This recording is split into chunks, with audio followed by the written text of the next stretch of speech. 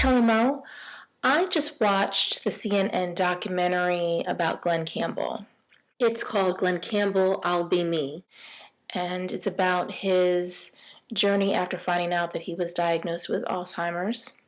And I found it fascinating and very interesting, especially since I am a lover of music, all kinds of music.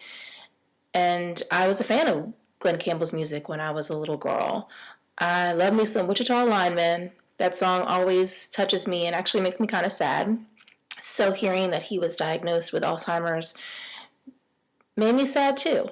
With Alzheimer's, I think that's probably one of the worst things. The people that have that, and I think if we can actually get it out, what is wrong with that stuff, it's just, it would be what an incredible blessing that would be if we could get people to understand that and help the people who do have Alzheimer's. I think it would just be one of the greatest thing in the world if it could happen. That came from your heart.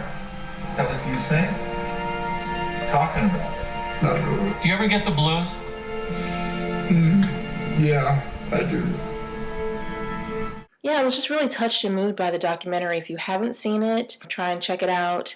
It really takes you through the walk of getting diagnosed and just watching someone go through the decline with their memory and how the loved ones around them are affected by it. And it was just really inspiring to see how important it was for him to continue with his life's work and his passion for music, and how they decided to move along with the tour that they had already had in place before he had gotten diagnosed, because he had just put out a new album. It was amazing to actually see. I think, that actually helped him sustain his life and his memory, because he was busy working and focusing on his music and his work. I know how important music is in regards to people with dementia and Alzheimer's. And my mother, who was diagnosed over a decade ago, I learned even more so how important it was to have music in her life. She's always loved music, but it really struck me when we moved her into her first assisted living facility, how much she responded to it and how she lit up whenever she would hear music. And it was almost like she was reverting back to her childhood with the excitement and the glee of hearing music. And she started dancing a lot. When I was growing up, I never really saw my mother dance. And my aunt had told me that my mom loved to dance when she was a teenager. Apparently, I guess my father wasn't a big dancer, so I never saw them dancing when I was growing up. But my mom would really dance a lot and dance with other residents. I saw her hand dancing with entertainment that would come in to sing or dance for the residents. And the staff at the facilities, whenever I would come for visits, they would always greet me and say, "Oh my God, her mother, she's such a great dancer. She loves to dance." And, when I would witness it, she would just really get into it, and she would get up and she would just shake her thing, and she would go and grab other people's hands and, try and swing their arms and dance along with them. And it really was an amazing thing to see.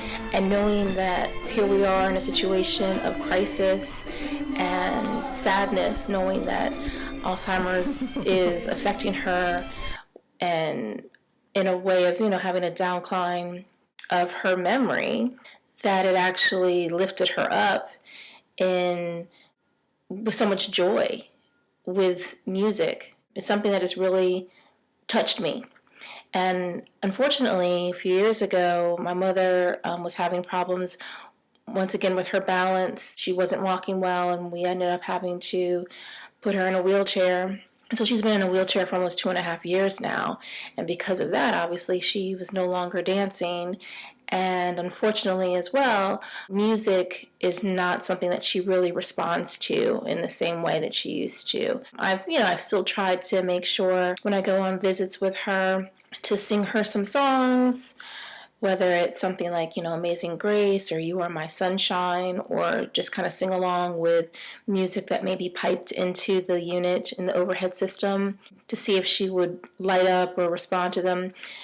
More than likely she doesn't anymore. Every blue moon she may start humming a little bit, but it's unfortunate that it's not really affecting her the way it used to. But I'm still trying to keep it consistent because I don't know what's going on inside. And she may be finding joy in singing it maybe inside her head, but outwardly, she's not showing me any effects of hearing it and responding to what I'm doing. But this Glenn Campbell thing, I was very emotional while I was watching it. It's just amazing how at the time when they were filming it, you can still see his strength in how he can play the guitar like there was nobody's business. Obviously, he was having problems remembering the lyrics of the song, so they always made sure they had the words in the teleprompter. But it's just that part of your brain, I think, really sustains when it comes to music or some other artistic type of things that people used to do, whether it's painting, drawing. But definitely with music, it's the universal healer. It really is. I would give anything to be able to see my mom sing and dance again. I know that's not going to happen, but just knowing that I had that moment in time to witness it can't take anything away from me from that. That was such a happy moment, at least to see her enjoying herself. And then there were also the flip side too, where I witnessed how the music would make her sad, because it elicits a lot of emotion. And some of her favorite songs that I would try and play for her, she would get extremely teary-eyed and emotional. So then at one point I was like, oh, maybe it's not a good thing to play the music for her because it's going to make her sad and cry. So it's just interesting. It's very interesting.